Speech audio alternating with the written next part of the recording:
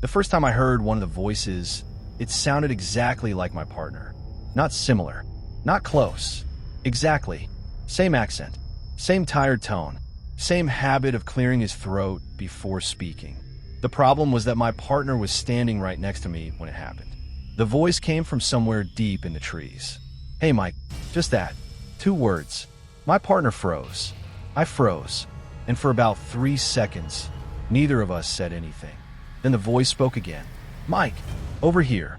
Same voice. Same person. Except it wasn't coming from him. It was coming from the darkness beyond the trail. That was the night I learned why nobody in our district follows voices in the wilderness, and why every ranger who stays long enough eventually stops asking questions. I worked search and rescue for the National Park Service for almost 9 years. Most people think the job is exciting. It's not. Most days are paperwork, missing gear, medical calls, lost tourists, dead batteries, sprained ankles. The reality is a lot less dramatic than people imagine. The wilderness does most of the work for you. Most lost hikers are found because they eventually stop moving. The woods are predictable. People aren't. At least that's what I believed when I started. Back then, I was stationed in a remote mountain district with thousands of acres of dense forest, steep ravines, abandoned mining roads, miles of backcountry trails, places where GPS barely worked, places where radios sometimes failed, places where you could walk 20 minutes off a marked path and never see another human being again. The district had a reputation, not because of animal attacks, not because of weather, because of disappearances. Officially, the numbers weren't unusual. Unofficially, things didn't always add up. People vanished where they shouldn't have. Experienced hikers got lost in familiar terrain. Search dogs refused certain areas. Helicopter crews reported strange radio interference. Most of that information stayed off official reports. The Park Service doesn't like mysteries. Mysteries attract attention. Attention attracts questions. Questions attract journalists. So things stayed quiet. When I arrived, the senior rangers gave me the same orientation everyone gets. Safety procedures, emergency protocols, wildlife encounters, radio codes. Then the district supervisor handed me a laminated card. It looked older than everything else. The corners were worn. The text had been replaced multiple times. I remember reading the final line. "If you hear a familiar voice calling from outside visual range after sunset, do not respond." I laughed. I thought it was a joke. Nobody else laughed. The supervisor simply took the card back. "Memorize it." That was it. No explanation. No story. Nothing. I assumed it was some strange local tradition. Every district has weird traditions. I forgot about it for nearly 6 months. Then autumn arrived, and so did the first voice. It happened during a search operation. 2 overdue campers. Weather turning bad. Sunset approaching. My partner and I were checking a remote drainage basin several miles from the nearest trailhead. The forest was already dark. Not nighttime dark. That strange mountain darkness where the trees block most of the remaining sunlight. We were moving slowly, listening, calling out, looking for signs. Then we heard it. "Hey, Mike," my partner's name, coming from somewhere downhill. We both stopped. The voice repeated itself. Calm, friendly, almost casual, like somebody trying to get your attention. The weird part wasn't hearing a voice. Missing people yell all the time. The weird part was hearing my partner's own voice calling his name. His face went pale immediately. Not confused, not surprised, scared, like he'd been expecting it. The voice called again. Closer. "Mike." Then my partner grabbed my shoulder. Hard. "Don't answer." I remember the orientation card. Suddenly, instantly, every word. "Do not respond. Do not investigate. Do not follow." The voice continued, now moving through the trees. Not running, walking, circling us. Always just beyond visibility. Always sounding exactly like Mike. My partner kept his eyes forward. Didn't look toward it. Didn't react. Just walked. I followed. The voice followed us for almost 40 minutes. Then it stopped. Just stopped. No fading. No footsteps. Nothing. As if somebody had muted reality. The missing campers were found the next morning. Alive. Cold. Exhausted. Neither reported hearing anything unusual. But after that search, I started paying attention. because something about my partner bothered me. He wasn't shocked by what happened. He was prepared, like he'd dealt with it before. A few days later, I finally asked him. We were sitting in the maintenance garage eating bad vending machine sandwiches. I mentioned the voice. He immediately stopped chewing for several seconds. Then he looked around the room, making sure nobody else could hear. How many times did it call my name? What? The voice. I thought about it. 4 or 5. He nodded slowly, then returned to his sandwich. That was it. I pushed harder. What was it? He sighed, then said something I still remember perfectly. The first time it finds you, it only calls a few times. Finds you. Not appears. Not speaks. Finds you. The wording bothered me. I asked what he meant. He shook his head. Trust me, you don't want the answer. Then he left. And that should have been the end of it. Except 2 weeks later, the voice found me. I was working alone. Night patrol. Weather clear. No active incidents. Just routine trail inspections. Around 10:30 p.m., I was checking a remote footbridge. That's when I heard my mother's voice. My mother had been dead for almost 6 years. Heart attack. No warning. No goodbye. Just gone. And suddenly, she was standing somewhere in the darkness beyond the river, calling my name. Softly. Exactly the way she used to. I dropped my flashlight. I wish I was exaggerating. I wasn't. Every instinct I had told me it was impossible. But another part of me, a much stronger part, wanted to answer, wanted to hear her again, wanted one more conversation, one more sentence, one more word. The voice called again, closer, and for a second I actually opened my mouth. I almost responded. Then I remembered Mike, the warning card, the fear in his face, and I walked away. Fast. The voice followed me for nearly a mile, every minute becoming more convincing, more emotional, more personal. By the time I reached my vehicle, it wasn't just calling my name anymore. It was asking questions. Questions only my mother would know. Questions nobody else should know. Questions that made my blood run cold. Because something out there knew things it shouldn't. And that was when I realized the voices weren't random. They were learning. And once I understood that, everything got worse. Because the next time we received a missing persons call, one of the hikers claimed he had followed a voice into the woods. And according to him, the voice belonged to me. The missing hiker was 23 years old, college student, no history of mental illness, no drugs, no alcohol, just a weekend backpacking trip that turned into a rescue operation. We found him 3 miles off trail near a dried creek bed. He was dehydrated, exhausted, and terrified. Not injured, just scared. The moment we brought him back to the ranger station, he refused to speak to anyone except me. That alone was unusual. People who are rescued usually talk to whoever is available. Medical staff, rangers, police, anybody. But this guy kept asking for me specifically. When I finally sat down across from him, he stared at me for several seconds. His hands were shaking. Then he said something that made my stomach tighten. "Why did you leave me out there?" I thought he was confused. I explained that I had never met him before. He immediately shook his head. "No, you were there. I wasn't. I had been off duty when he disappeared." I told him that. He looked genuinely confused, then terrified. "No, I followed you." The room went silent.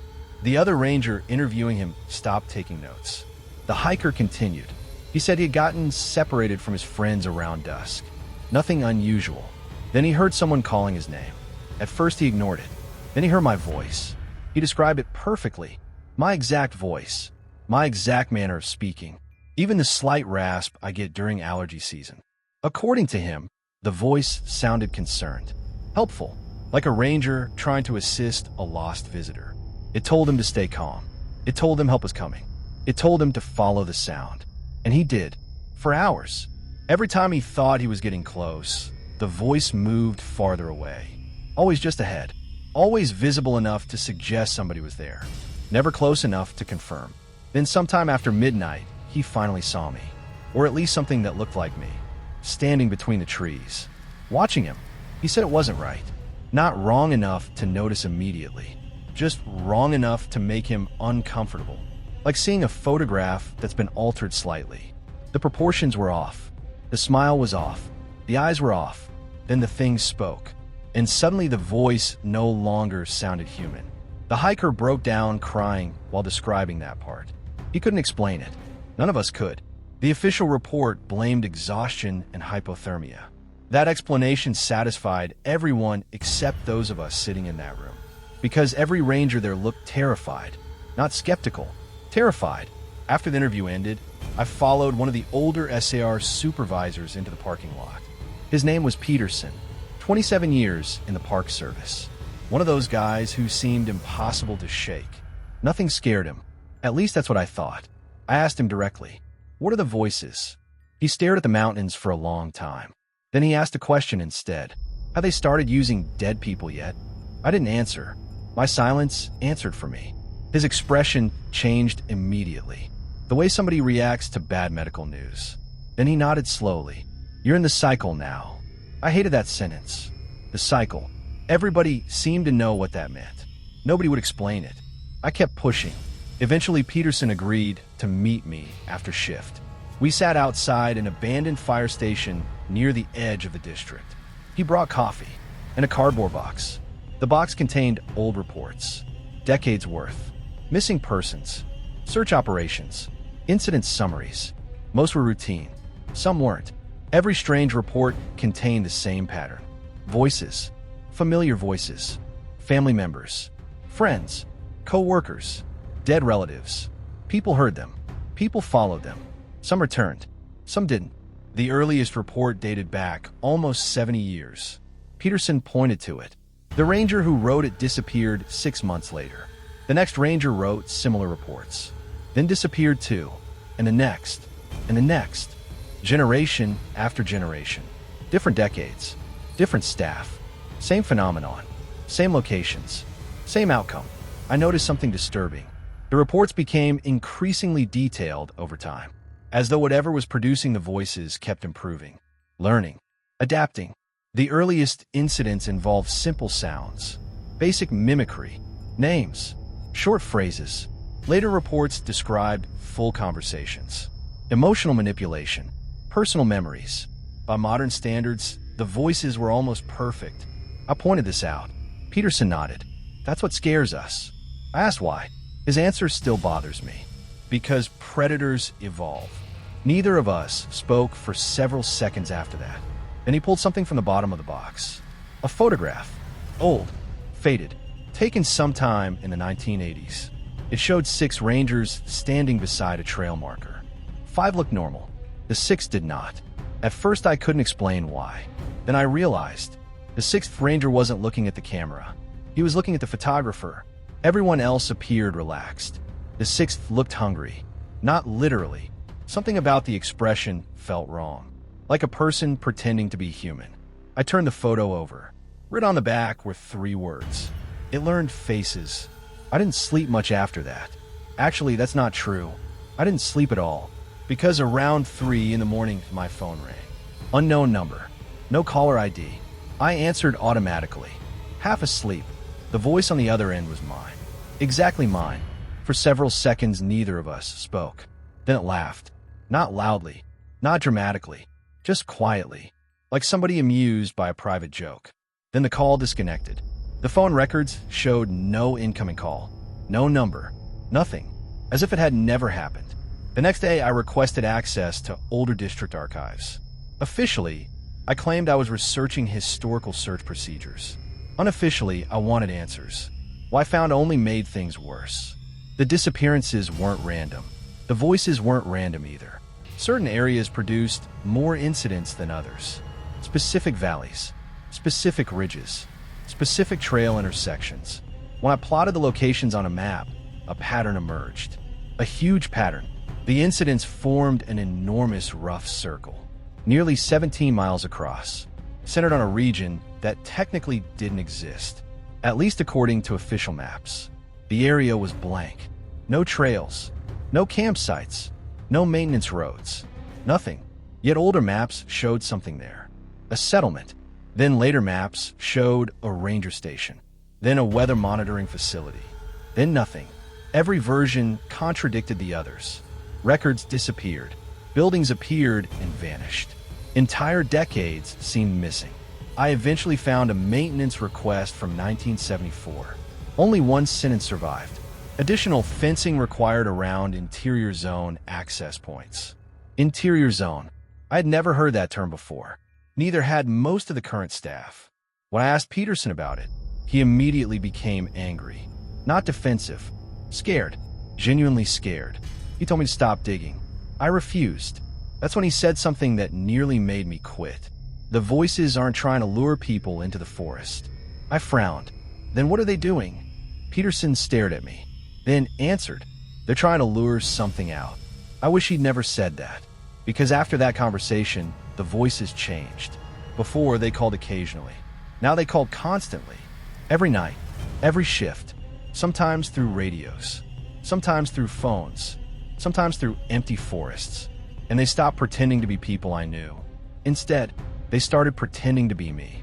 And one night, during a search operation near an area marked only as Sector 12, we found footprints. Thousands of footprints. All identical. All mine. And every set was leading deeper into the woods. The voice started using names after that. Not random names. Not missing hikers. Not old case files. Names from our station. People I worked with. People I knew. The first was Melissa. She was a dispatcher who worked evening shifts. A week after the canyon incident, her radio activated at 2:13 a.m. Everyone heard it. The voice sounded exactly like her. Not similar. Exactly. Same tone. Same nervous laugh. Same habit of clearing her throat before speaking. Can somebody answer? Silence filled the room. Nobody moved. Nobody touched a radio. Then the voice continued. I'm stuck out here. The dispatcher on duty stared at the speaker. Because Melissa was sitting 10 feet away from him. Alive. Inside the station. The transmission kept talking. I can't find a road anymore. Melissa apparently heard it too. According to her, she turned pale and immediately walked out of dispatch. She didn't return for 3 days. When she finally came back, she refused to discuss it. The official report simply said equipment malfunction. Nobody believed that, especially not after the next transmission, because this time it used my name. I was sleeping in the bunk room. My portable radio sat charging beside my bed. At exactly 2:13 a.m., it crackled to life. Then I heard myself speaking. My own voice. Not distorted. Not copied badly. Perfect. I found something. I sat upright instantly. The radio continued. It's under the trees. My stomach dropped. The voice sounded tired, breathing heavily, like someone who had been hiking for hours.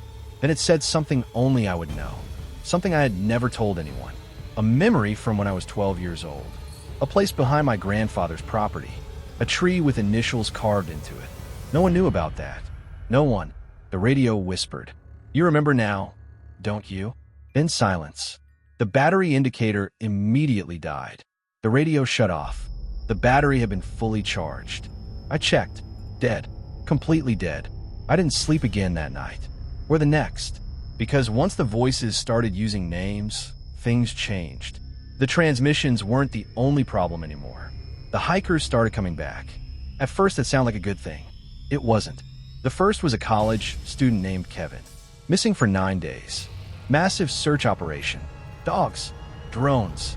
Helicopters. Nothing. Then one morning, he simply walked into a ranger station. Alive. Uninjured. Hungry.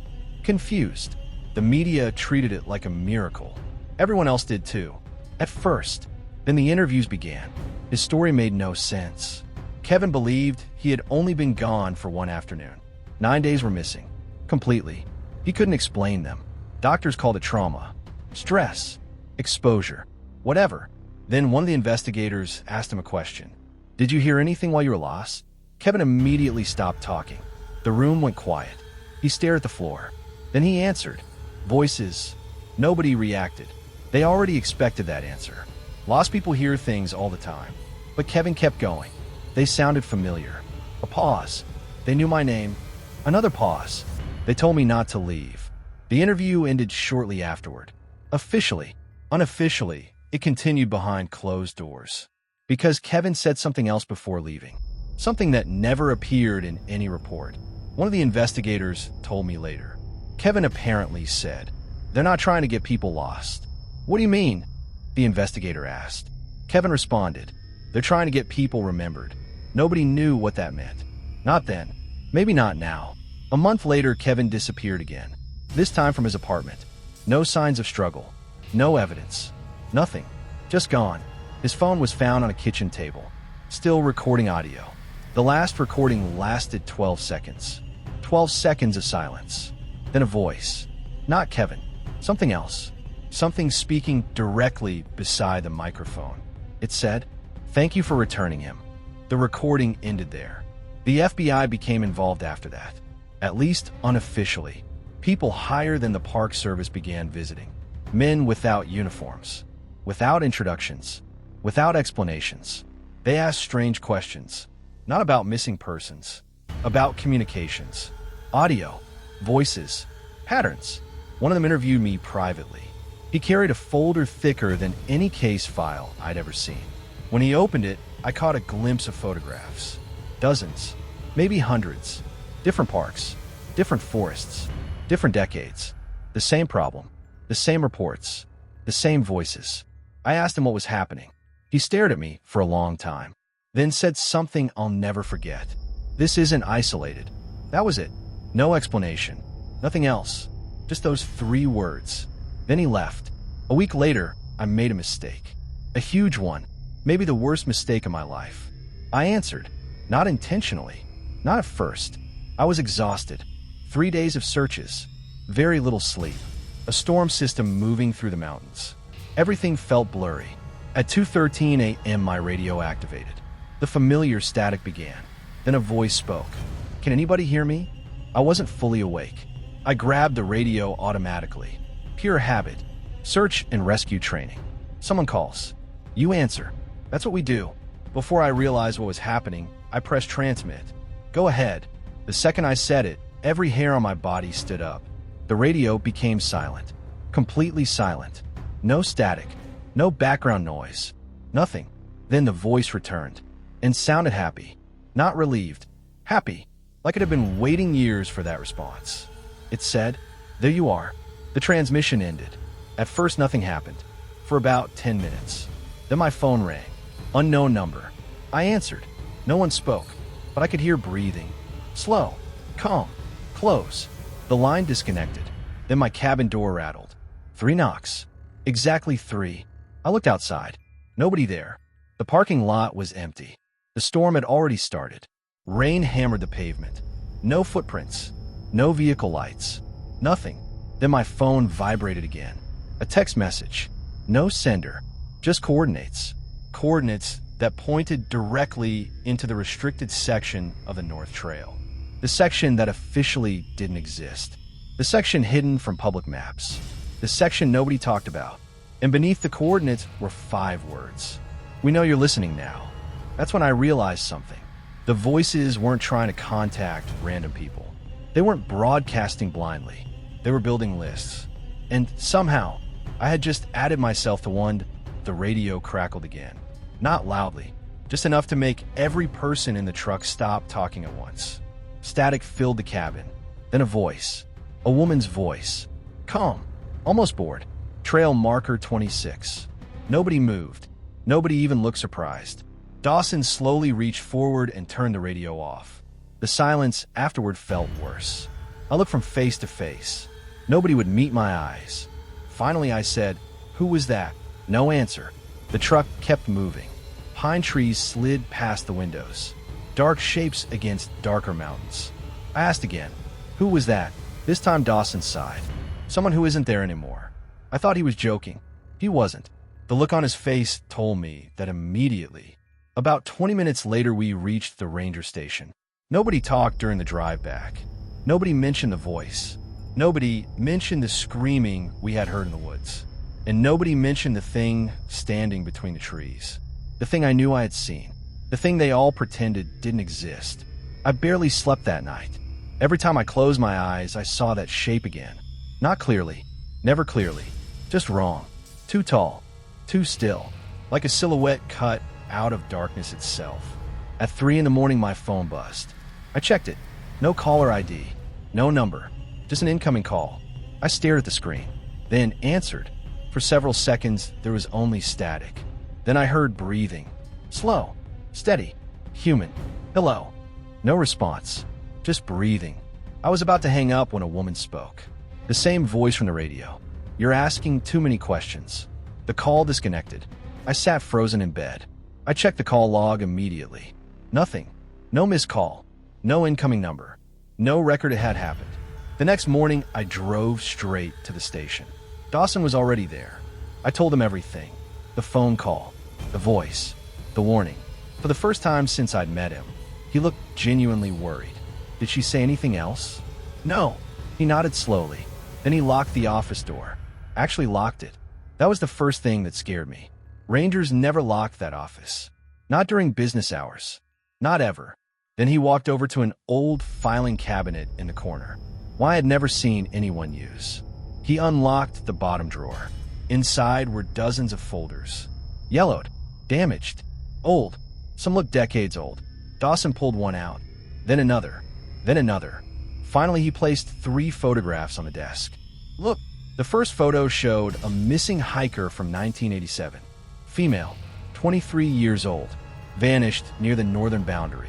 Never found. The second photo showed a missing camper from 1999. Female, 31, vanished near the same area. Never found. The third photo showed a search volunteer from 2014. Female, 42, disappeared during a recovery operation. Never found. I stared at the pictures. Then my stomach dropped. They all looked almost identical. Not related. Not family.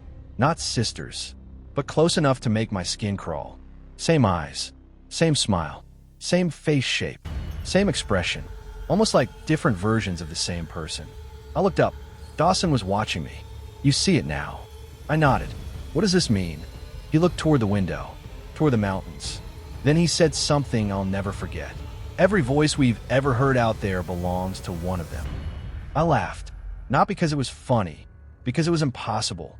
But Dawson didn't laugh. Neither did anyone else. That afternoon, I started digging through old records. Officially, unofficially, whatever I could find. I expected scattered reports. Coincidences. Maybe local folklore. Instead, I found patterns. The same voice descriptions repeated over 40 years. The same phrases. The same locations. The same warnings. The same disappearances. And every few years, another searcher would break protocol. Another ranger would follow a voice. Another volunteer would leave the trail. And another person would vanish. No bodies. No evidence. Nothing. Just gone. At sunset, I found the oldest report in the archive. It was dated 1968. Handwritten. Barely readable. The final line said, "If the voices begin using your name, it already knows where you are." I felt cold reading that. Because the woman on the phone hadn't asked who I was. She hadn't needed to. She already knew. And as I sat there staring at the report, my desk phone rang. 1 ring. 2 rings. 3. I picked up. Silence. Then the same calm voice. Closer this time. Much closer. As if she were standing right behind my chair. "You should have listened." The line went dead. And somewhere outside the station, deep in the darkening forest, something answered her.